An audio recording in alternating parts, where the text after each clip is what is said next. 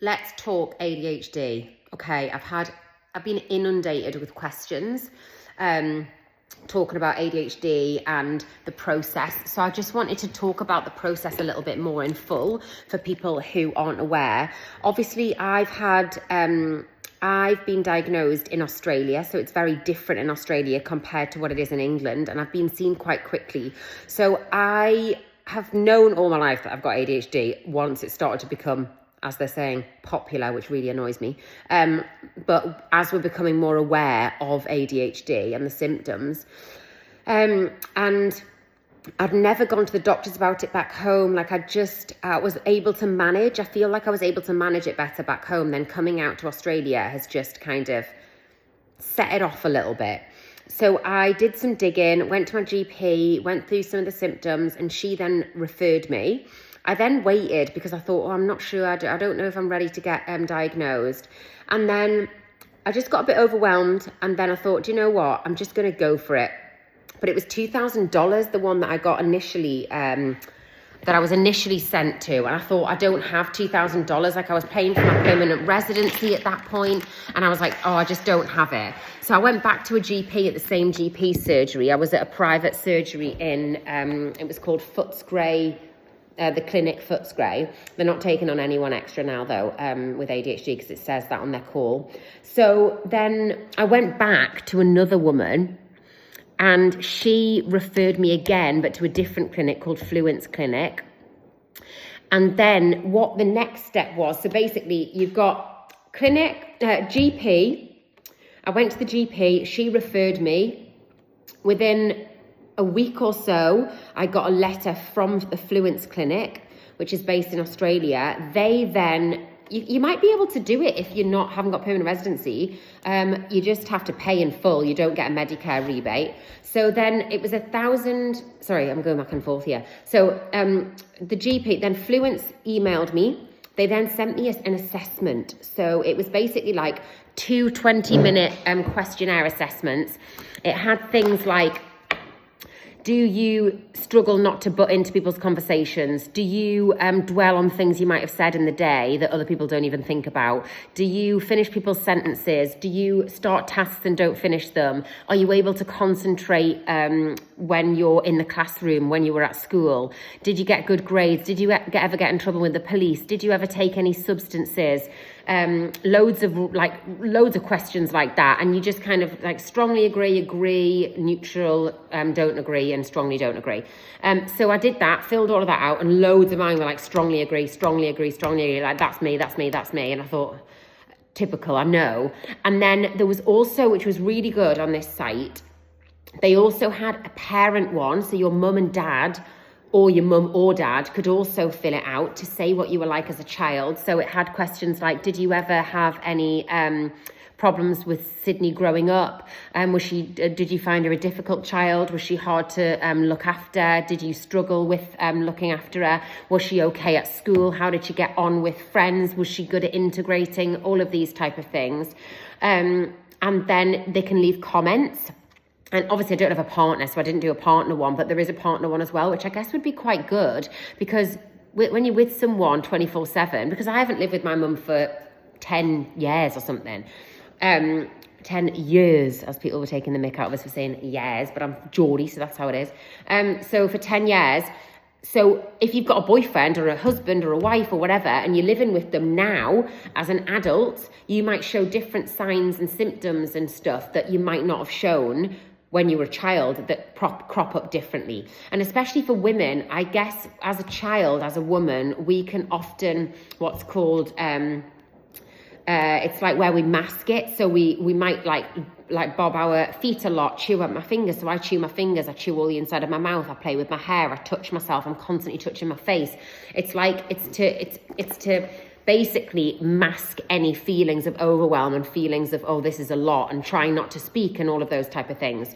So it was really interesting, the questions. Then what happened was, they messaged, I did all of the stuff, I paid in full, so it was about $1,000, which is £500. And then I booked my appointment. My appointment was for 5 weeks' time.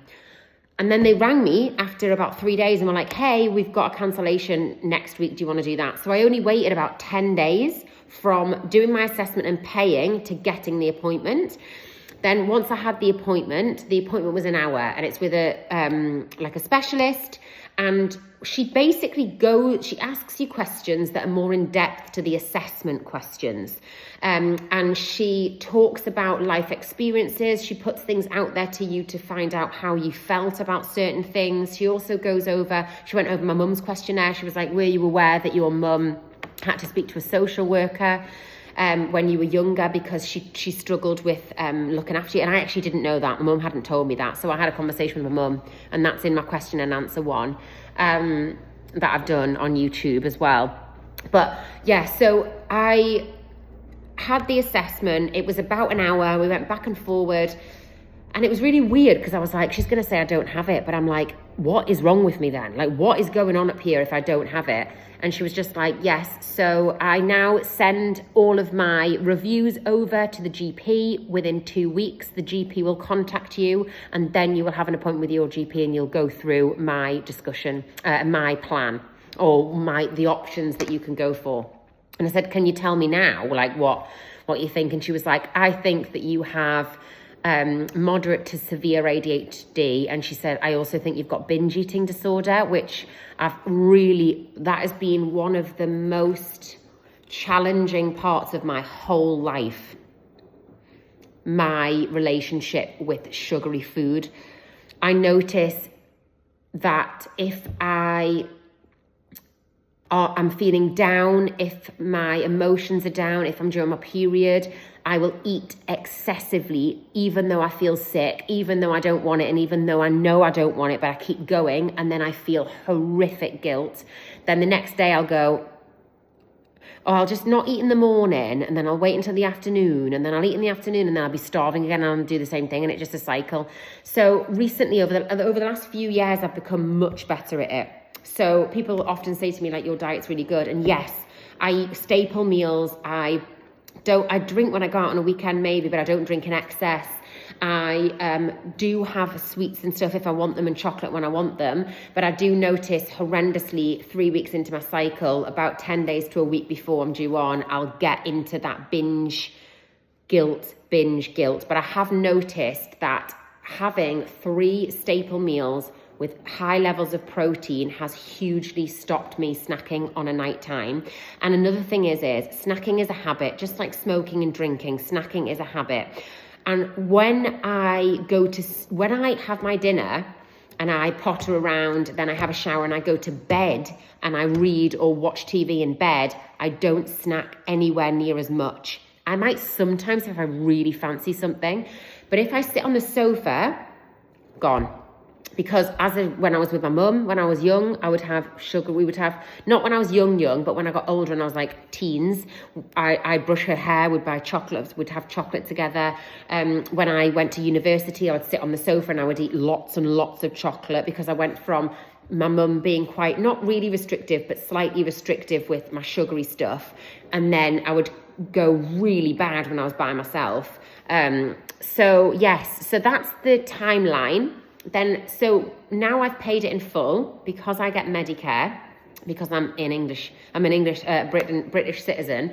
I get Medicare, and now I've got permanent residency. I also get Medicare. You then get a rebate. So basically, I've paid $1,000, but actually I only pay about 666 it is, and I get, or something like that, and I get 444 rebated. So that's basically, I pay £300. So I pay £300 to do the whole assessment from beginning to end, get all of the assessment results, and then an appointment with my GP might be like $100, so like 50 quid.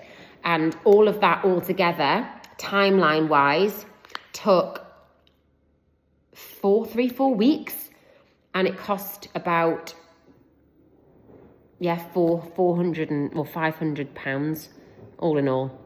And then I will talk more about it when I go to my GP and have my appointment. I'll let you know what all of the structured plans that she gave me.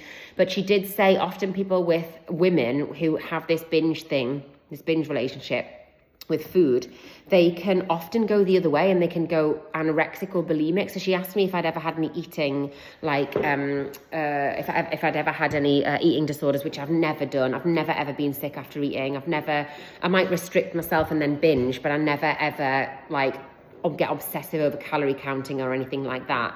So yes, it'll be interesting to see what it comes back with.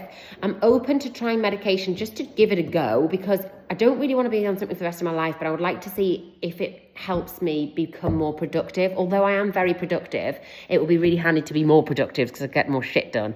And also I'm hoping that it might stop me from going jumping from task to task and not being able to stabilize my thoughts. So, but also now I've given up my job and I'm going to be working a bit ad hoc. I think I'm going to be able to get back into my mindfulness a lot more. I was really doing well at the beginning of the year, and then I've just sloped right off, being just so busy.